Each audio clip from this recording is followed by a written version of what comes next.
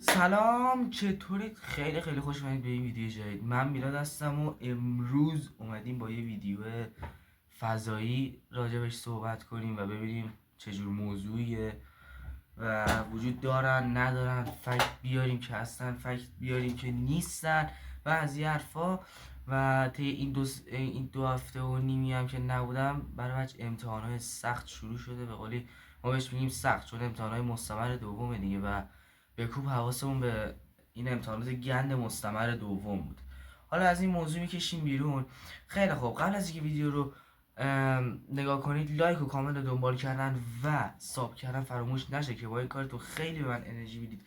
عشق منید. بزنید بریم سراغ فضایی ها. اصلا کیان؟ چیان؟ از کجا اومدن؟ اصلا چرا از فضایی داخل قرآن هیچ صحبتی نشده؟ چرا باید بیان به زمین؟ چرا زمین باید از اونا درخواست کنه که بیان؟ الان خیلی ها ممکنه بگن که خب اونا موجودات فضایی هن، بشقاب پرنده دارن، همه جا پرواز میکنن، اصلا واسهشون مهم نیست، میتونن به سال یعنی مثلا میتونن به سرعت نور سفر کنن و یه همچین جور حرفایی میارن. مثلا یکیش مثل این ویدیو.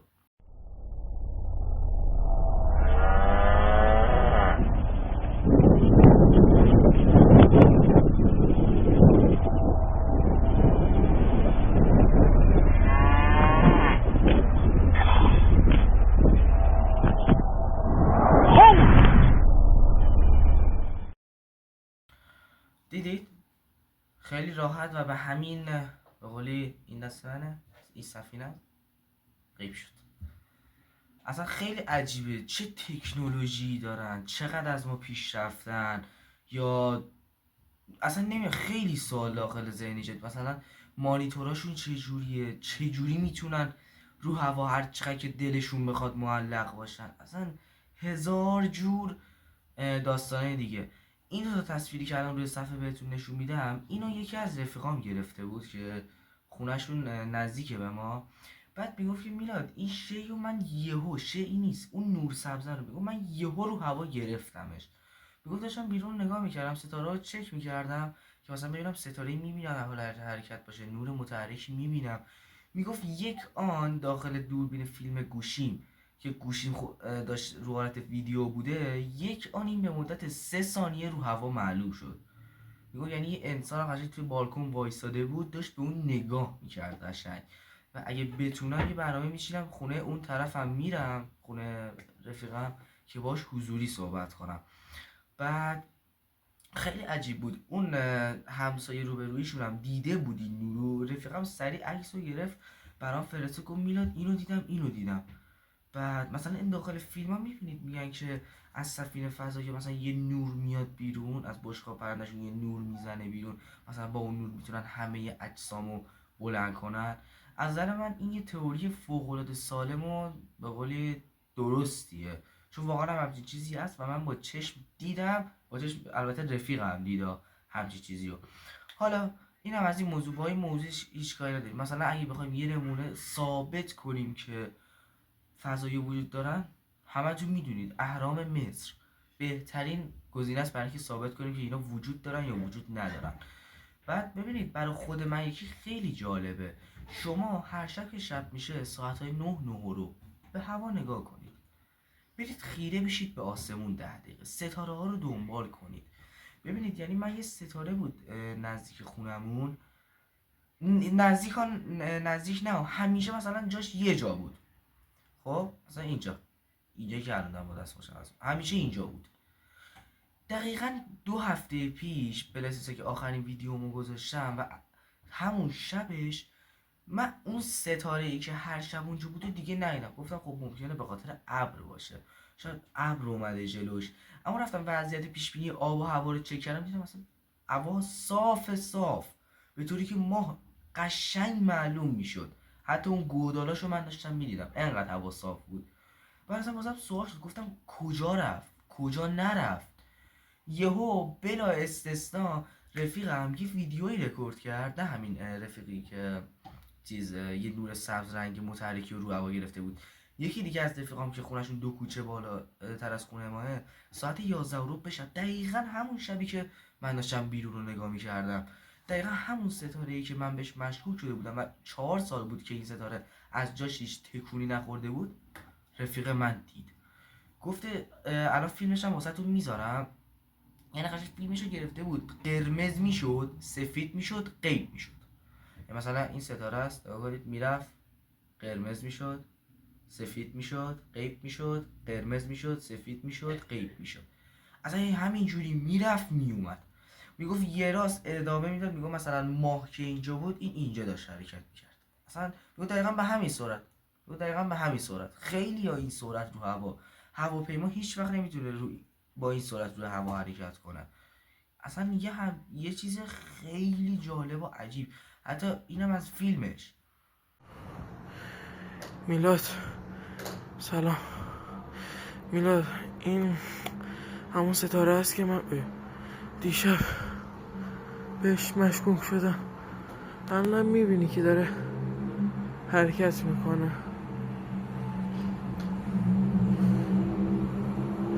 اونجا سفید میشه، سیاه میشه، این رنگش عوض میشه.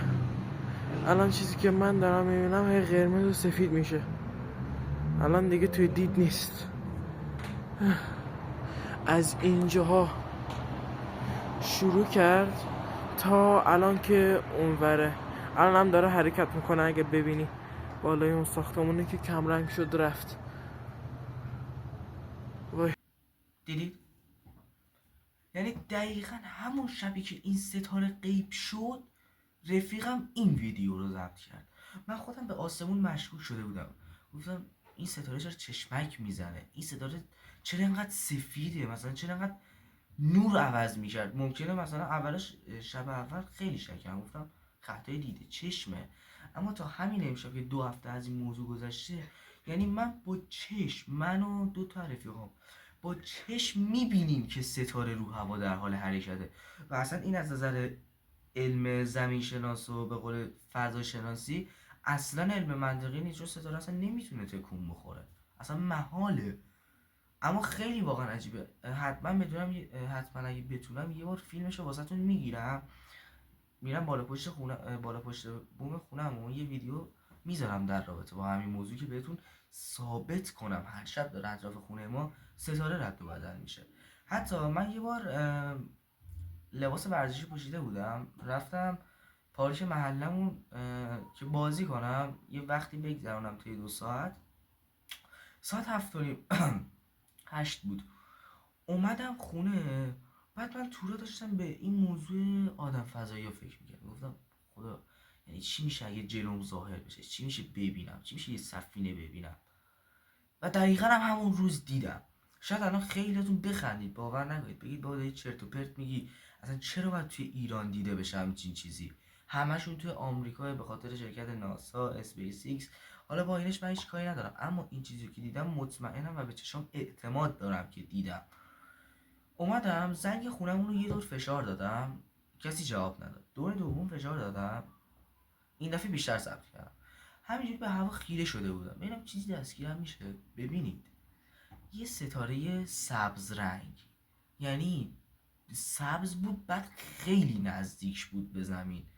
یعنی شاید بگم مثلا ما ستاره رو هوا اندازه یه نقطه خودکار میبینیم، اون مثلا اندازه شما یه دایره انقدری رو تصور کنید، نصف این دایره نزدیک زمین بود. بعد من رو هوا میدیدم همینجوری نگاه کنید با همین سرعت این ور اون ور میشد. اصلا ماتم برد. همینجوری داشتم نگاه می‌کردم، یه جوون، حالا فکر کنم 40 سالش بود، 30-40 سالش بود، اومد بغلم گفت ببخشید به چی زل زدید؟ یعنی من 10 دقیقه فقط به حرکت اون داشتم زل می‌زدم. بعد گفتم که اونجا نگاه کن، خودشم دید، اونم بغل من خشکش زد. یه جوون 35 ساله بغل من خشکش زد، هر دومون خشکمون زده بود. یعنی من اون موقع گوشی نبرده بودم، برده بودم که نون بخرم، نونم دستم بود، نونا یخ کرده بود کامل. اصلا اون چیزی که دیدم باور نمی‌کردم. بعد که مثلا همیشه دید دوار گردش بود، میچرخید، بعد شروع کرد به بالا رفتن، خیلی با سرعت خیلی زیاد شروع کرد به بالا رفتن. اومدم خونه دیدم کوچیکم موضوع واسش تعریف کردم، اون مسخره کرد، گفت مگه میشه همچین چیزی تو ببینی؟ گفتم بیا بریم لب پنجره. دوباره دم پنجره اتاق خوابم قشنگ دیدم دوباره که هنو داره میره بالا. گفتم بیا قشنگ اونم دید، حتی آبجی کوچیکم هم داخل فیلم دید. قشنگ ستاره همینجوری داشت میرفت بالا.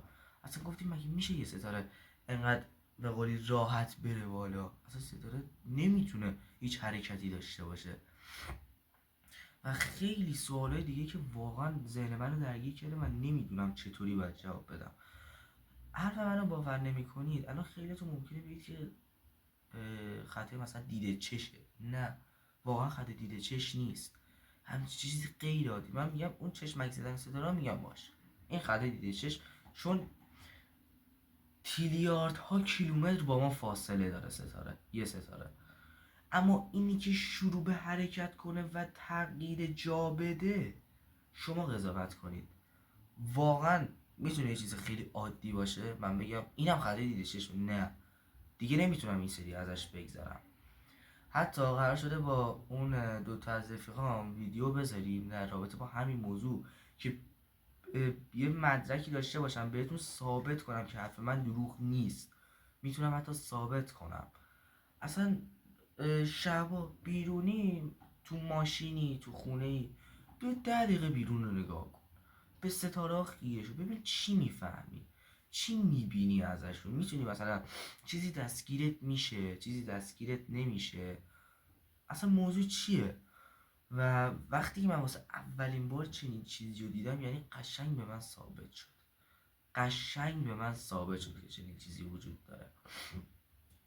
مثلا میگم این عکسی رو که الان دارم میذارمش روی صفحه، این عکس رو یکی از رفیقام، همینی که اون نور متحرک سبز رو گرفته بود، اسمش آرش بهم گفتش که میلاد اینو رفیقم گرفته.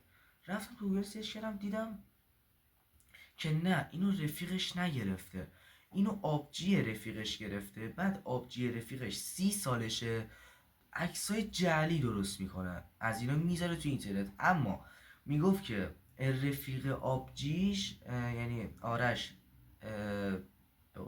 چجوری بگم، آرش نمیدونم رفیقش بود پسر، ولی اونجوری که من فهمیدم میگفت رفیقم بود.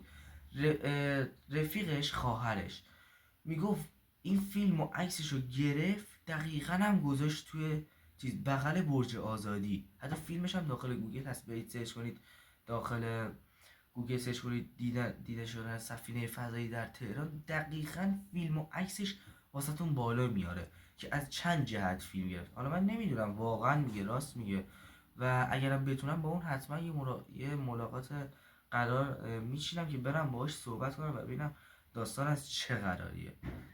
و اصلا خیلی سوالای دیگه تو ذهن من پیش اومده که بی جواب موندن، نیاز به جواب دارم.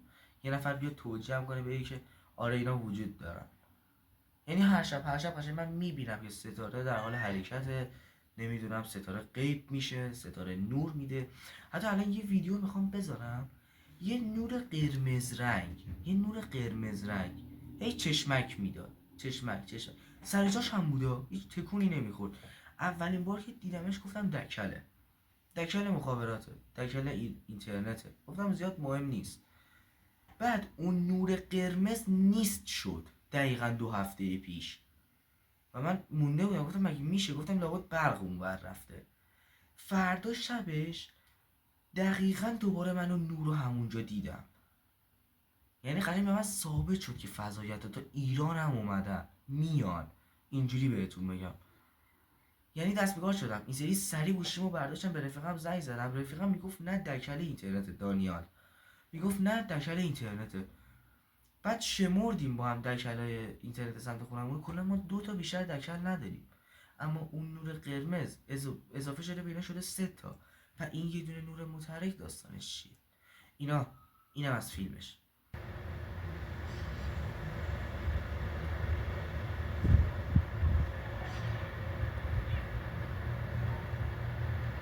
برای بچه دیدید؟